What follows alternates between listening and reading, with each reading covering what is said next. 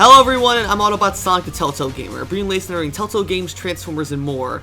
So here we are again, back with another review of 2 episodes of Transformers Cyberverse Season 3, aka Transformers Bumblebee Cyberverse Adventures. And despite the title, I can honestly say as the way this show is currently going, this is anything but Transformers Bumblebee. If anything, this show should be called Transformers Hot Rod Cyberverse Adventures, if these two episodes are any indication. So we're going to be looking at Transformers Cyberverse Season 3, Episodes 5, The Loop, and Episode 6, The Dead End. And I gotta say, these episodes, there are a few problems I have with them, but honestly, it sets up a really interesting,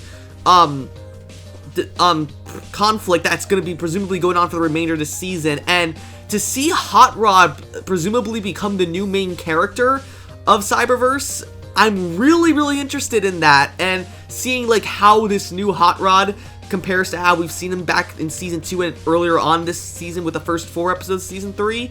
So we're going to go ahead and see everything these episodes did right and what they did wrong, starting with Episode 5, The Loop.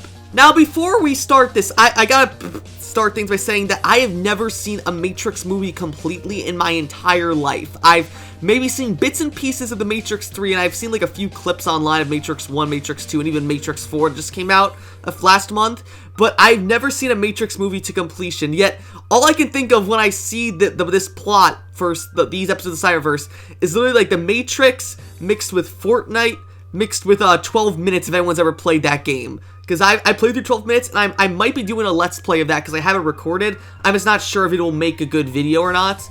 But anyway, so the episode starts off with a huge time skip, as we'll learn later on in Episode 6, The Dead End.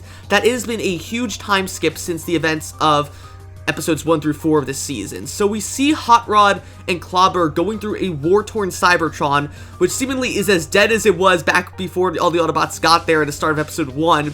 So it seems like as if Cheetor's sacrifice was for nothing. My boy Cheetor, they did you so dirty. But anyway, Hot Rod, now sporting his nice black and red color scheme instead of his usual red and yellow color scheme, accompanied by Clobber of all characters, arrive at this giant spire, dodging what look to be several Quintessons drones in the process. Clobber hooks Hot Rod up to this big machine with a cortical psychic patch, telling him that he needs to hurry up, and so the Hot Rod tasks Clobber to watch his back as he presumably goes into some sort of program. That brings us to the main part of the story, where we see Bumblebee waking up at some sort of parade, that big Autobot parade that's going on. He sees him talking to Grimlock. There's this one point where a float passes by. He's trying to get to see Windblade, who's stuck on the other side of the parade with Chromia. There's this part where a giant float is coming by with this big metal cube, and it ends up falling off and crushes Whirl, who doesn't seem fazed by it at all. But as this is going on, Hot Rod, in his black and red color scheme, sneaks into the crowd and tries to get Bumblebee's attention, and Bumblebee, for some reason, doesn't seem to be alarmed at all by Hot Rod's appearance, because obviously Bumblebee was so distraught after seeing Hot Rod presumably die back in Episode 3 of this season. So why would he be just so nonchalant about seeing, like, basically his older brother figure just seemingly show up out of nowhere? But anyway, Bumblebee doesn't seem to recognize Hot Rod at all and just pays him no mind, as Hot Rod continues to try and get Bumblebee's attention, telling him that he needs to transform. But suddenly, Bumblebee actually seems to be getting around to it, but before he can actually follow Hot Rod's instructions, suddenly time seems to reset, and Hot Rod is back again at the beginning of the loop, where he sees Bumblebee go head out to meet Grimlock again, just as we saw in the beginning of the loop. So, finding this unsuccessful, Hot Rod jacks out of this simulation, where Clobber sees that he was unable to save anyone. And I gotta say, the way Travis Arts portrays Hot Rod in these 2 episodes, I gotta say, there's a lot more grit to him in this episode. And I don't know, I guess you could chalk it up to there being a huge time skip now, and Hot Rod's just become sort of jaded after the events of Season 3, and also because we saw this back in Episode 2 of Season 3, when Optimus basically just told Hot Rod that he needs to start stepping up to the plate as more of a leader character and leading Bumblebee and Cheetor to, well, Allsparks. We even saw Hot Rod sacrificed himself to stop Drift from attacking Bumblebee and Cheetor by throwing both of them into the Energon tar pit. So it seems as though Hot Rod's grown some edge over the years, and reminds me honestly a lot of the Lost Light comics, where after a certain character died at the end of More Meets the Eye, Rodimus decided to basically go really edgy at that point by going instead from his usual red and yellow design to a blue and purple color scheme, which honestly the blue and purple is my favorite Hot Rod paint job to this date. I absolutely loved his design in Lost Light, or I guess Rodimus paint job, not really Hot Rod, but still. This black and red color scheme that Hot Rod has in Cyberverse Season 3, I really do love this one. It's a close second in my opinion, and I'm interested to see just how this new Hot Rod essentially will interact compared to the more happy-go-lucky Hot Rod we saw in Seasons 2 and earlier on this season. So while Hot Rod and just Clobber just talking to each other, basically with Hot Rod venting to Clobber just how difficult it is to get anyone out of the loop, he basically turns to Clobber and asks her why she trusted him so easily. So now we learn that basically Clobber essentially Hot Rod's been the one leading this sort of resistance movement against the Quintessons, and that Clobber was the first person that he actually helped escape from the loop.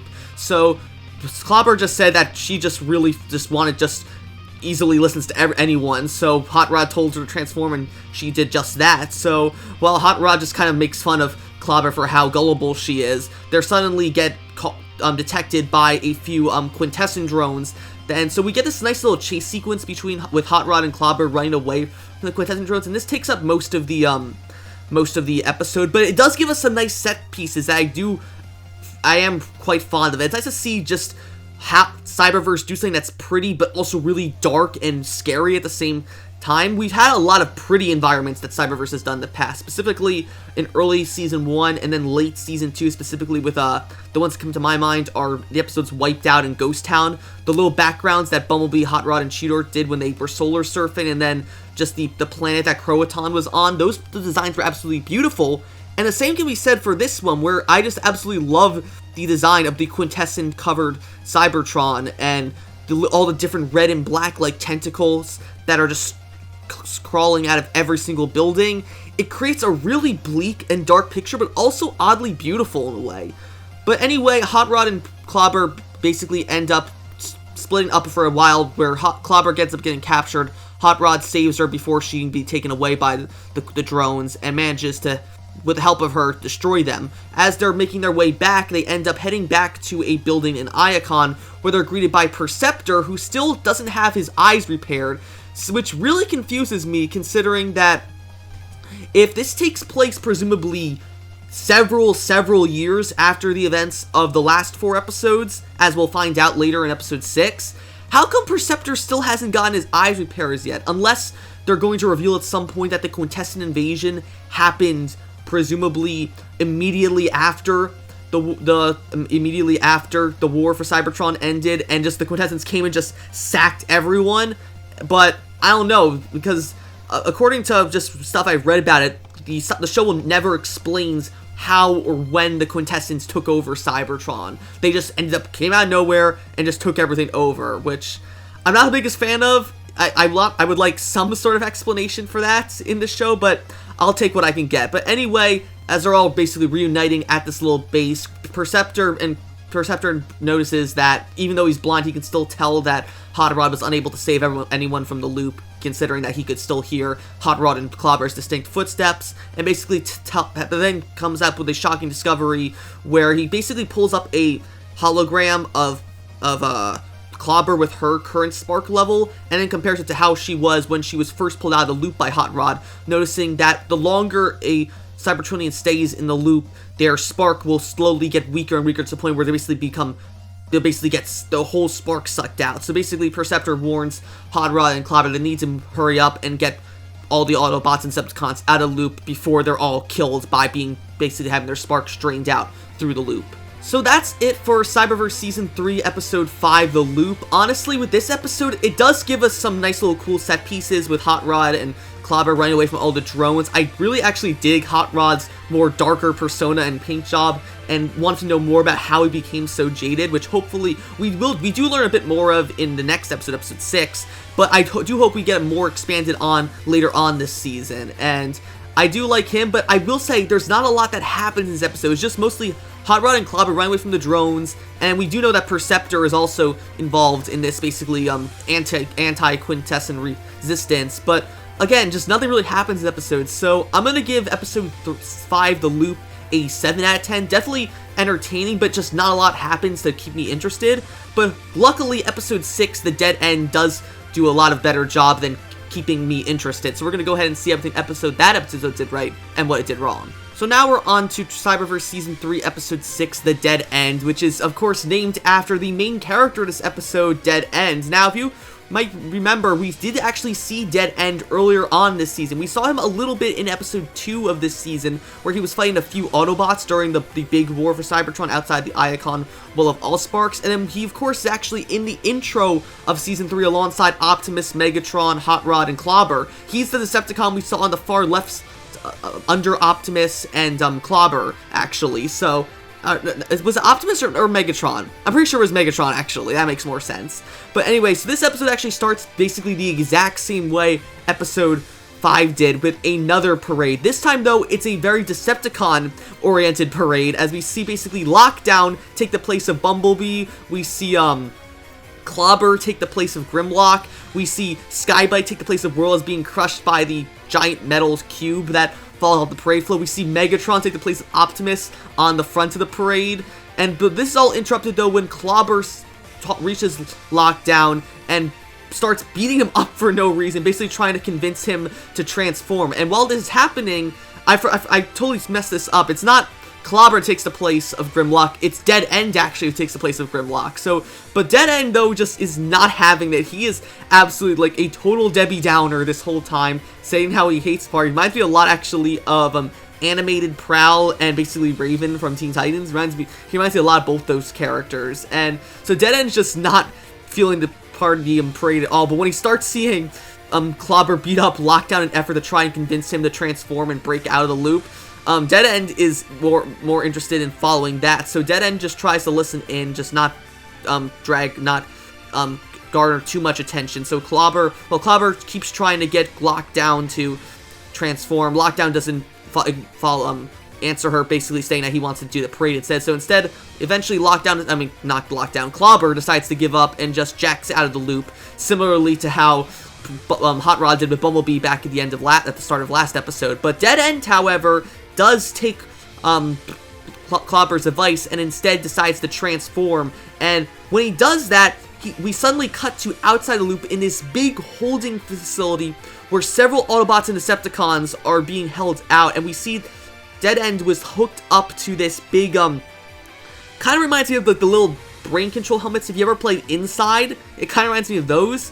So Dead End just wakes up and he sees all these other Autobots and Decepticons all jacked into this loop. We see other Autobots. We see, I'm pretty sure we see Soundwave, we see Shadow Striker, even Megatron is there, which I'm really confused by that Megatron is just here, captured by the Quintessons, considering we nearly saw him presumably die from the scraplets that Optimus threw him into at the end of episode 4, though he's just totally fine now. So we're just going to ignore that Optimus just threw Megatron into all those scraplets.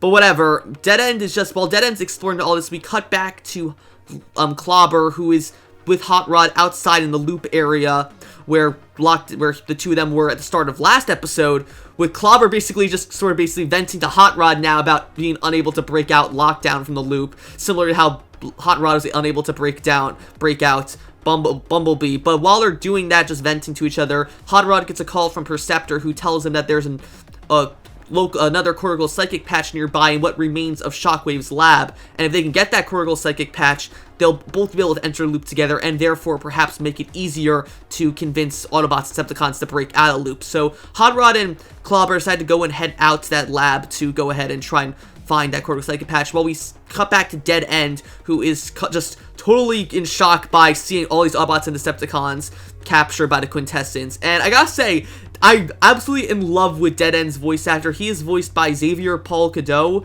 and as far as I know, this is basically Xavier Paul's first real voice acting role. He's done a couple minor roles just doing random civilians in various Grand Theft Auto games, but this is his first actual named role in a show, and I gotta say, he absolutely kills it as Dead End, just playing this total deadpan grouch in the Decepticons. And if he's going to be one of the main characters in Season 3, at least in this Quintesson Resistance arc, I'm totally on board for following him throughout this, similar to how I was with Cheetor in Season 2, and even Jetfire and Skybite later on this season. So while Dead End is exploring this Quintesson holding cell, he accidentally sets off an alarm that alerts a bunch of Quintesson drones. So Dead End decides to just book it out of the holding cell, which leads that it's this big tower that we saw several times Hot Rod and Clobber run by back in the Loop episode. And so Dead End just running away from all these drones when he ends up running into Clobber and Hot Rod, who are just leaving Shockwave's lab's remnants with the second cortical psychic patch. So Dead End runs into them and attacks Hot Rod, believing that he's trying to trick Clobber or attack her. So Dead End jumps in trying to stop Hot Rod, but Hot Rod explains to him that the two of them are working together to take down the Quintessons. But Dead End doesn't just want any of it and tries to attack Hot Rod more, and that just alerts more of the Quintesson drones. But so that eventually leads to Dead End, Clobber, and Hot Rod all retreating back to Perceptor's base that they were at the end of the loop. So while they're holding off the Quintessons there, we finally get an answer as to how Hot Rod survived being throwing himself into the Energon tar pit with Drift at the end of Battle for Cybertron Part 3.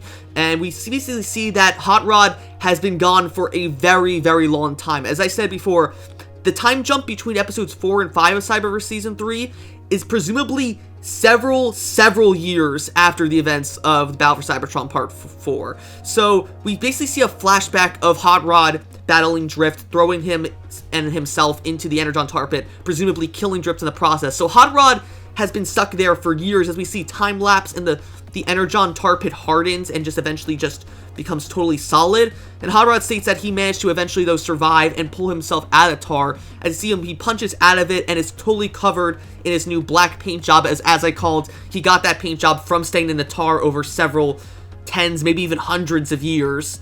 And so Hot Rod got out of there and managed to notice that all the Quintessons had taken over Cybertron already at that point. So again, we don't know when exactly the Quintessons took over Cybertron, but my guess is it was probably either a few months or even a few years after the events of the War for Cybertron arc, but clearly several years before Hot Rod broke himself out of the Well of All Sparks. So while Hot Rod is evading all the different drones, he ends up running into Perceptor, who managed to free himself from the loop and be the only one to, and that's how Perceptor gave Hot Rod the cortical psychic patch and convinced Clobber to break out of the loop, and now they got Dead End out of loop too. So Hot Rod wants to try and convince Dead End to join the two of them, or the three of them plus Perceptor, in taking down the loop, but Dead End just doesn't want any part of it whatsoever. But while they're doing that, Perceptor is there and the Quintessons end up breaking through to Perceptor's lab, so they eventually have to retreat from it. And as they're going, they end up noticing they pass by McAdam's bar, which we haven't seen. We did see it in a flashback back in Season 2, Episode 7, Parlay, where we saw the flashback of Optimus and Megatron in there trying to talk out a peace treaty during the War for Cybertron, but it didn't work out. That was the last time we saw it. So Hot Rod, Clobber, Dead End, and Perceptor all take shelter inside McAdam's, waiting for all the Quintesson drones to come past. And while they do, though, McAdam out of nowhere just comes out explaining that he's still alive and wants to help the Autobots and Decepticons work together to take down the Quintessons. And this is really surprised me, because I thought for sure that McAdam was going to stay dead and that he would just be a flashback character. Because the last time we saw McAdam chronologically was at the very end of episode 10 of season 1, which was called McAdams, where we saw in the very last flashback of the episode, it was towards the end of the War for Cybertron, and Bumblebee was about to get on the Ark with Optimus and all the other Autobots to search the universe for the Allspark. And he wanted McAdam to come with him, but McAdam just stated that he wanted to stay behind and that someone had to take care of McAdams in the event if anyone did end up coming back to Cybertron.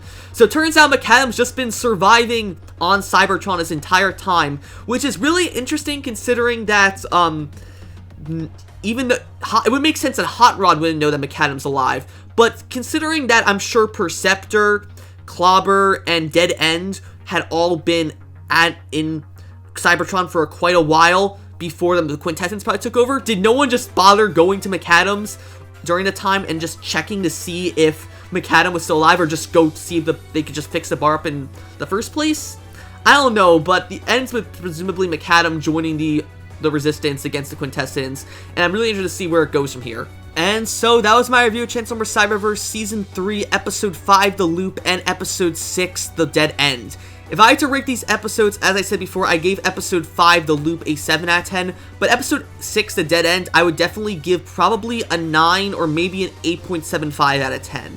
Episode 6 was a lot better in terms of we finally got an explanation as to how Hot Rod survived the events of Battle for Cybertron Part 3. We basically get a better idea of what happened in the several years since Hot Rod sacrificed himself to kill Drift. And we get introduced to a great new character in the form of Dead End, who I absolutely love. Xavier Paul kills it as him. We get the revelation that McAdam is alive, and I'm really interested to see how he's going to factor into this Quintessons resistance. And presumably now that Hot Rod is the main character of Cyberverse, which I totally didn't expect, but I am here for it, because as someone who is a huge fan of More Meets the Eye, I am a sucker for Hot Rod / Rodimus content, so go ahead and just give it all to me. And considering I'm like Smokescreen from Transformers Prime is my favorite character, and for all intents and purposes, he's essentially the Transformers Prime version of Hot Rod / Rodimus. So I'm all for Hot Rod being the main character of Cyberverse for another, like, maybe 10 or so episodes, and I'm just really excited to see where it's not like the most exciting thing. I mean, it's really hard to top the Battle for Cybertron, just how epic that was, but I'm really interested to see where it goes from here. But that's gonna be it for these 2 episodes. I'll be back soon with Episode 7, The Sleeper, and Episode 8, The Citizen. If you like these reviews and want me and can't wait to see me do the next ones, be sure to like, comment, and of course subscribe, and I will see you guys later. Take it away, Bumblebee. Bumblebee out. And I might know what our future, but then you still